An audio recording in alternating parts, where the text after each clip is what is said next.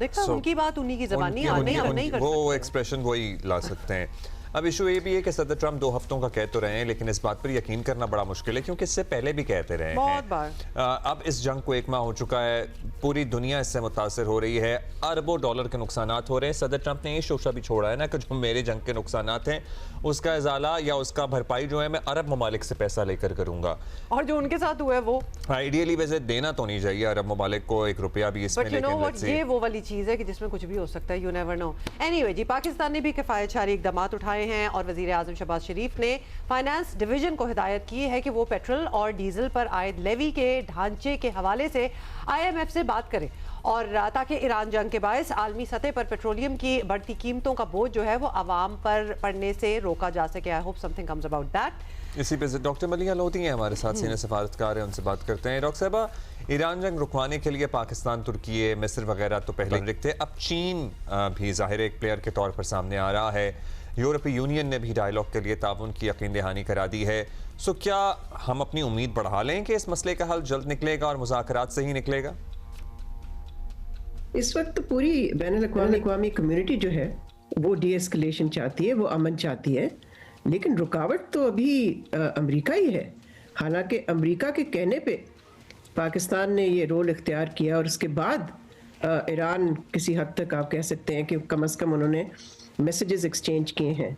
لیکن یہ کہنا کہ اب کچھ اور ملک شامل ہو گئے ہیں, میرا خیال ہے وہ تو ہمیشہ سے ہی چاہتے ہیں اور چاہتے تھے کہ ڈی ایسکلیشن ہو. لیکن دیکھیں, امریکہ کی طرف سے ابھی بھی مکس سگنلز آ رہے ہیں. ان کے جو سیکٹری ڈیفینس ہیں, جو اپنے آپ کو سیکٹری آف وار کہتے ہیں, ان کی طرف سے جو بات چیت انہوں نے کی ہے ایک پریس کانفرنس میں, تو اس میں تو اگین انہوں نے کہا کہ جی ہم مذاکرات بامز کے ذریعے بھی کر سکتے ہیں, ہم چاہتے ہیں کہ ڈیل ہو, لیکن اگر ایران وہ ہمارے ٹرمز نہیں مانے گا تو پھر ہم شدید قسم کی لڑائی اور حملہ کریں گے. تو یہ تو مذاکرات کا ماحول اس طرح سے تو نہیں بنتا نا. مذاکرات کا ماحول بنتا ہے جب آپ تھوڑا سا پیچھے ہٹتے ہیں اور ایک ہی زبان بولتے ہیں, یہ نہیں کہ آپ مختلف وقت میں مختلف چیزیں کہیں. اور پھر بہت بڑا جو سوالیہ نشان ہے وہ ہے اسرائیل پہ. اسرائیل کے حملے جاری ہیں, ایران پہ, لبنان پہ, غازہ پہ تو آپ کو پتہ ہی ہے انہوں نے کیا حشر کیا ہے وہاں. لیکن ان کی طرف سے تو کچھ بھی نہیں ہے اس وقت, انہوں نے کچھ کہا ہی نہیں ہے. جب امریکہ اور ایران کے درمیان یہ خبریں آنی شروع ہوئیں کہ جی میسیجز ایکسچینج ہو رہے ہیں پاکستان کے ذریعے تھرو پاکستان گڈ آفیسز, تو اسرائیل نے تو کچھ نہیں کہا. خیر مقدم کرنا یا کچھ کہنا تو یہ بہت ہی بڑا یعنی کہ کویسچن مارک ہے, because Israel can play the spoiler. اگر یہ پیش رفت ہوتی بھی ہے جو ٹرمپ بار بار کہتا ہے, اور ساتھ ساتھ وہ یہ بھی کہتا ہے اگین مکس میسیجز کہ ہم یہ بھی کر سکتے ہیں, ہم تیل بھی لے سکتے ہیں ایران کا اور ہم لے بھی لیں گے. تو اس وقت میں سمجھتی ہوں کہ جس ماحول کی ضرورت ہے فار ڈائریکٹ ٹاکس, براہ راست اگر بات چیت ہونی ہے ایران اور امریکہ کے درمیان, ابھی تک وہ ماحول نہیں بنا. ہاں یہ ضرور ہے کہ جب ہمارے وزیر خارجہ deputy prime minister Ishaq Dar صاحب چین تشریف لے کے گئے تو ایک جوائنٹ سٹیٹمنٹ جو پاکستان اور چین کے درمیان ایشو ہوا, اس میں بہت ہی اسٹرانگ بیکنگ ہے چائنا کی ڈی ایسکلیشن کے لیے اور پیس ٹاکس کے لیے.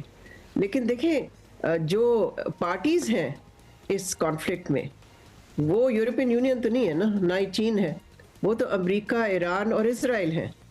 تو جب تک ہم یہ نہیں دیکھیں گے کہ امریکہ سیریس ہے, اور پھر جو 15 پوائنٹس بھیجے ہیں پاکستان کے ذریعے ایران کو, وہ 15 پوائنٹس امریکہ تو چاہتا ہے کہ ایران سرنڈر کرے, وہ یہ تو نہیں ہو سکتا. اور اگین میں یہی کہوں گی کہ اس طرح مذاکرات نہیں ہوتے.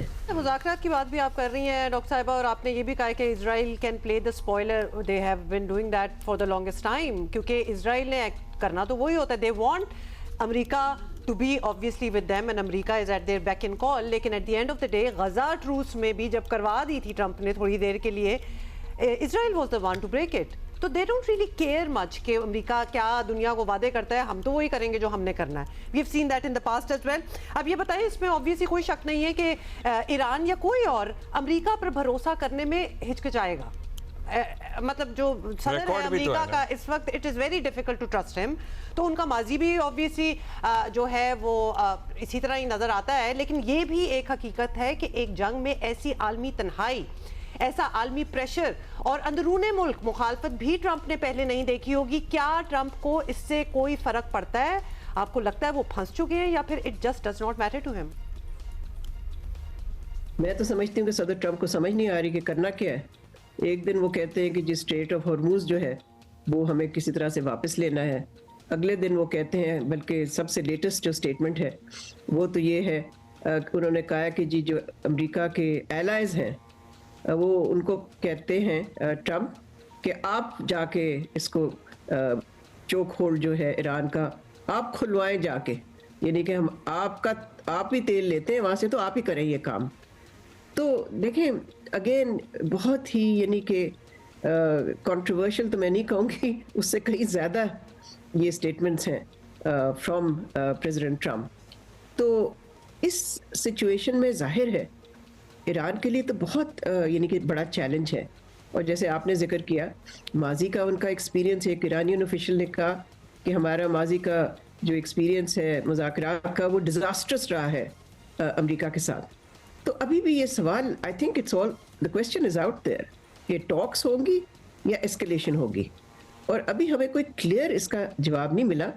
इसके बावजूद कि सारी इंटरनेशनल कम्युनिटी चाहती है कि ये जंग जल्द अज जल्द बंद हो, डी एस्केलेशन हो, ऑयल सप्लाई जो है वो खुल जाए, स्ट्रेट ऑफ हॉर्मूज जो है वहाँ पर फ्री यानी कि फ्रीडम हो for ships to cell through, tankers to cell through. लेकिन सूरत हाल बहुत ही मैं समझती कॉम्प्लिकेटेड है, कॉम्प्लेक्स है। डॉक्टर साहब, इस पूरे मामले में मुस्बत कोशिशें करने वाले बहुत हैं, लेकिन एक ऐसा फरीक जो किसी की नहीं सुनता, शायद अमेरिका की भी नहीं, वो इजराइली है। उसका एजेंडा अपना ही है, वो ग्रेटर इजराइल की बात करते हैं, वो अपनी प्रोफेसीज पे यकीन रखते हैं, वो अपनी स्क्रिप्चर्स को फॉलो करने की बात करते हैं। हाँ, सो इजराइल को कंट्रोल करने की जिम्मेदारी कौन ले सकता है, प्रोवाइडेड कि अमेरिका में भी टॉप पोजीशंस में ऐसे लोग मौजूद हैं who are really under Israeli influence? Israel तो एक ही मुल्क की सुनता है और वो है अमेरिका। और मेरा ख्याल है ये कहना कि इजराइल नहीं सुनेगा अमेरिका की, तो मैं नहीं समझती ये दुरुस्त होगा। देखिए सारा असला जिससे कि वो लड़ाई कर रहा है इजराइल, वो तो सारा अमेरिका से आता है। अमेरिका उनको बैंक रोल करता है, अमेरिका उनको डिप्लोमेटिक सियासी बैकिंग देता है। अमेरिका के बगैर तो इजराइल लड़ नहीं सकता है।